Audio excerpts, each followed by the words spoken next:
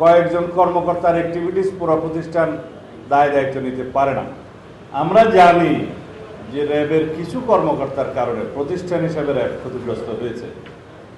রাষ্ট্রীয় প্রতিষ্ঠানগুলোর মধ্যে এমন কোনো প্রতিষ্ঠান ছিল না ফ্যাসিবাদী শাসনামলে যে প্রতিষ্ঠান ক্ষতিগ্রস্ত হয়নি।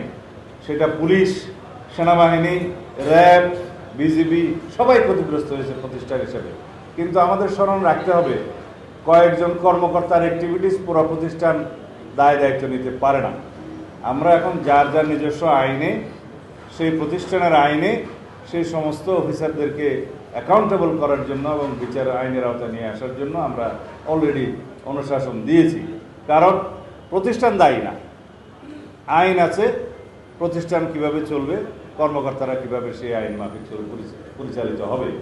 যদি কিছু সংখ্যক কর্মকর্তা কর্মচারী বিপদগ্রস্ত হয় বা বিপদে যায়, তারা পার্সোনালি দায়ী, কোনো প্রতিষ্ঠান দায়ী না। আমরা সেই দৃষ্টিতেই দেখি। ঠিক আমেরিকা যে সময় র্যাবের উপরে স্যাংশন দিয়েছিল, সেই সময় র্যাব এমন কিছু কর্মকাণ্ডে জড়িত ছিল, রাজনৈতিক হাতিয়ার হিসেবে ব্যবহৃত হয়েছিল।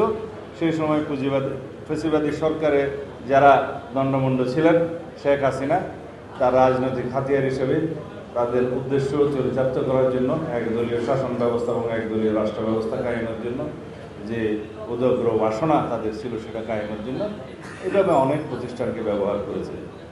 সেই কারণে র্যাবের উপরে যে স্যাংশনটা আমেরিকা ইম্পোজ করেছে, সেটা এখনো বহাল। কিন্তু আমরা যদি এলিট ফোর্স হিসেবে একটা নতুন কোর্স রিনেম করি বা রেজ করি, সেখানে হয়তো তারা বিষয়টা পুনর্বিবেচনা করবেন, সেটা আশা করা যায়। তো এখন অনেক কিছু বাকি আছে, দেখা যাক। Thank you.